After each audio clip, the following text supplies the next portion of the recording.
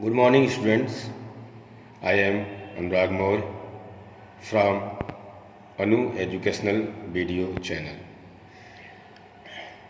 पिछले वीडियो में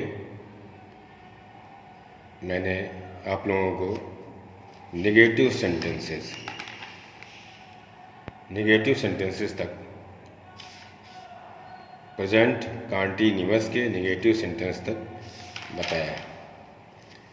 इस वीडियो में मैं आप लोगों को इंट्रोगेटिव सेंटेंसेस के बारे में बताऊंगा। इंट्रोगेटिव सेंटेंसेस दो प्रकार के होते हैं। पहला, क्या से आरंभ होने वाले प्रश्नवाचक वाक्य, और दूसरा, जब प्रश्नवाचक शब्द वाक्य के बीच में आए। तो एक एक करके हम आप लोगों को बताएंगे। तो इंट्रोगेटिव सेंटेंसेस, क्या से आरंभ होने वाले प्रश्नवाचक वाक्य, इसका स्ट्रक्चर है। पहला, is plus subject he she it तथा सिंगुलर नाउन। जब ही सी इट तथा सिंगुलर नाउन सब्जेक्ट होगा तो सबसे पहले इज लगेगा स्टार्टिंग में। इसके बाद वर्ब की फर्स्ट फॉर्म लगेगी, फिर आईएनजी जुड़ेगा, फिर ऑब्जेक्ट, फिर क्वेश्चन साइन। दूसरा स्ट्रक्चर है, सब्जेक्ट अगर आई रहेगा तो स्टार्टिंग में एम आई, फिर इसके बाद वर्ब की फर्स्ट फॉर्म, फिर आईएनजी, फिर ऑब्जेक्ट, फिर क्वेश्चन साइन। तीसरा स्ट्रक्चर है, अगर सब्जेक्ट यू, बी, दे तथा प्लूरल नाउन होगा तो स्टार्टिंग में आर लगेगा, यानी are plus subject plus verb की first form plus ING plus object होगा और क्वेश्चन साइन होगा। ये स्ट्रक्चर हो गया। अब हम कुछ एग्जाम्पल से इसको समझेंगे। पहला एग्जाम्पल है, क्या लड़कियां कमरे में पढ़ रही हैं? तो लड़कियां, ये प्लूरल नाउन हो गया, गर्ल्स प्लूरल नाउन हो गया, तो इसके साथ आर लगेगा। स्ट्रक्चर में देखें, आर लगेगा, फिर सब्जेक्ट, फिर वर्ब की फर्स्ट फॉर्म, फिर आईएनजी, फिर ऑब्जेक्ट।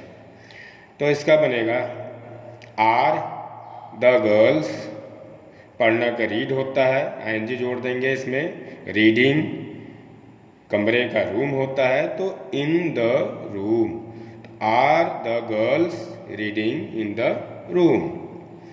दूसरा है, क्या सूर्य आकाश में निकल रहा है? तो सूर्य singular noun, the sun singular noun, तो सिंगुलर नाउन के लिए ऊपर स्ट्रक्चर में देखिए, सिंगुलर नाउन तो उससे पहले इज लगेगा, इज सब्जेक्ट, फिर वर्ब की फर्स्ट फॉर्म, फिर आईएनजी, फिर ऑब्जेक्ट। तो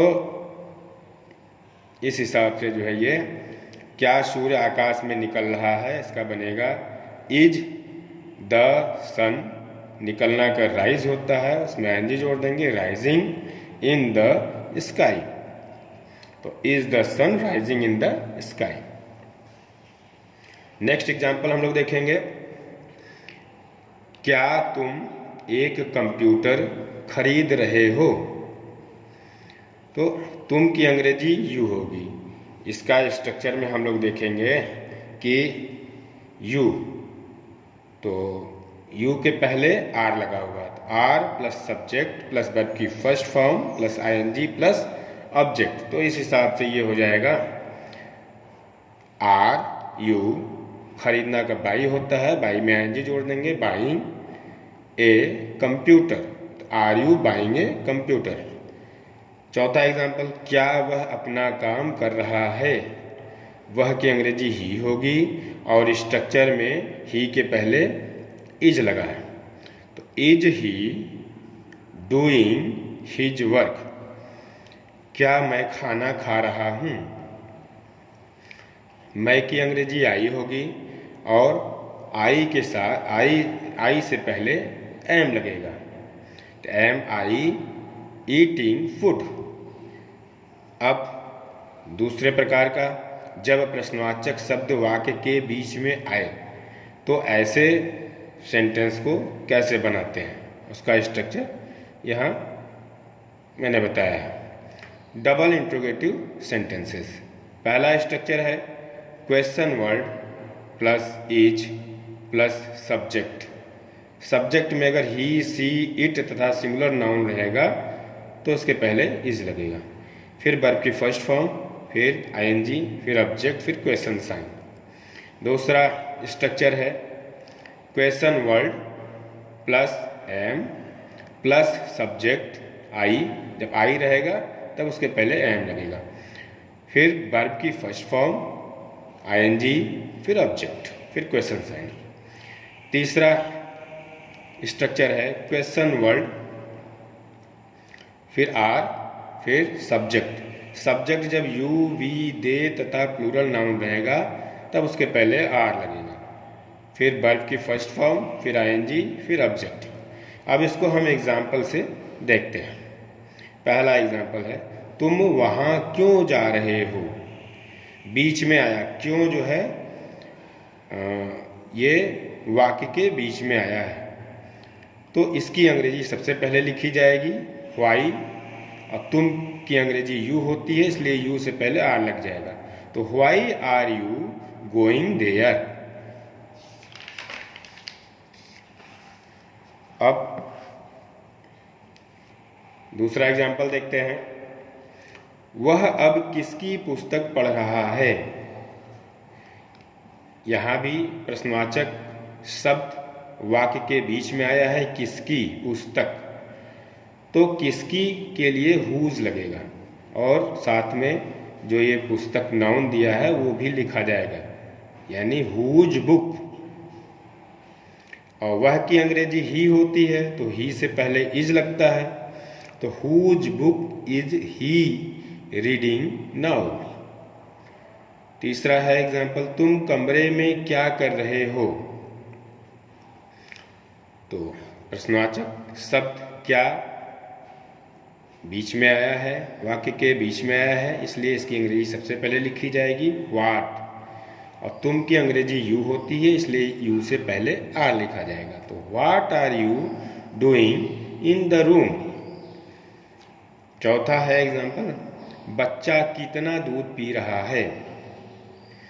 तो यहाँ भी कितना दूध, ये प्रश्नवाचक शब्द वाक्य के बीच में आया है इसलिए इसकी अंग्रेजी सबसे पहले लिखी जाएगी, तो हाउ मच मिल्क, कितना का हाउ मच यहाँ पे होगा, हाउ मच मिल्क। और बच्चा है, एक बच्चा है तो द चाइल्ड सिंगुलर नाउन, तो इसके पहले इज लगेगा, तो how much milk is the child drinking. पांचवा एग्जाम्पल है तुम्हारे नौकर को कौन पीट रहा है। तो यहाँ प्रश्नवाचक शब्द कौन बीच में है, वाक्य के बीच में है, इसलिए इसकी अंग्रेजी सबसे पहले लिखी जाएगी, और यहाँ कौन जो है सब्जेक्ट का भी काम कर रहा है, तो हु इज बीटिंग, बीट माने पीटना होता है, इसमें आईएनजी जोड़ देंगे, बीटिंग तुम्हारे के लिए योर और नौकर के लिए सर्वेंट, तो who is beating your servant. अब हम लोग इंट्रोगेटिव निगेटिव सेंटेंस के बारे में पढ़ेंगे। इसका स्ट्रक्चर है क्वेश्चन वर्ड और सब्जेक्ट अगर ही, सी, इट तथा सिंगुलर नाउन रहेगा तो उसके पहले इज लगेगा, तो question word is plus subject plus not, और वर्ब की first form plus ING plus object, यानी सब्जेक्ट के बाद और वर्ब की फर्स्ट फॉर्म से पहले नॉट लगेगा। इसी तरीके से दूसरा स्ट्रक्चर है क्वेश्चन वर्ड, सब्जेक्ट आई रहेगा तो उससे पहले एम लगेगा प्लस नॉट, फिर वर्ब की first form plus ING plus object. फिर इसी तरह से next structure question word, subject अगर यू, बी, दे तथा प्लूरल नाउन रहेगा तो उसके पहले आर लगेगा प्लस नॉट, प्लस वर्ब की first form plus ING plus object. अब इसको हम एग्जाम्पल से समझेंगे। एग्जाम्पल फर्स्ट, क्या मैं एक पत्र नहीं लिख रहा हूँ? तो क्या से स्टार्टिंग है इसलिए, और मैं की अंग्रेजी आई होती है तो आई से पहले एम लगेगा, एम आई, फिर सब्जेक्ट के बाद नॉट लगेगा। जैसा कि स्ट्रक्चर में आप लोग देख चुके हैं कि सब्जेक्ट के बाद नॉट लगा हुआ है, तो यहाँ भी सब्जेक्ट के बाद नॉट लगेगा। तो am I not writing a letter. दूसरा एग्जाम्पल है, क्या तुम आज स्कूल नहीं जा रहे हो? तुम की अंग्रेजी यू होगी और क्या से स्टार्ट है इस वाक्य, इसलिए यू से पहले आर लगेगा। तो are you not going to school today. तीसरा एग्जाम्पल है, किसान अपना खेत क्यों नहीं जोत रहा है? क्यों नहीं, ये प्रश्नवाचक शब्द वाक्य के बीच में आया है, इसलिए क्यों की अंग्रेजी सबसे पहले लिखी जाएगी, व्हाई। और किसान का होता है फार्मर, तो फार्मर यहाँ एक किसान है इसलिए सिंगुलर नाउन है और इसके पहले इज लगेगा और इस सब्जेक्ट के बाद नॉट लगेगा। तो why is the farmer not ploughing his field? जोतना की अंग्रेजी प्लो होती है, इसमें आईएनजी जोड़ देंगे, प्लोइंग हो जाएगा। चौथा एग्जाम्पल है, कक्षा में कौन नहीं पढ़ रहा है? तो यहाँ प्रश्नवाचक शब्द कौन वाक्य के बीच में आया हुआ है, इसलिए इसकी अंग्रेजी सबसे पहले लिखी जाएगी। और कौन यहाँ पे, हु यहाँ पे सब्जेक्ट का भी काम कर रहा है, तो who is not reading in the class.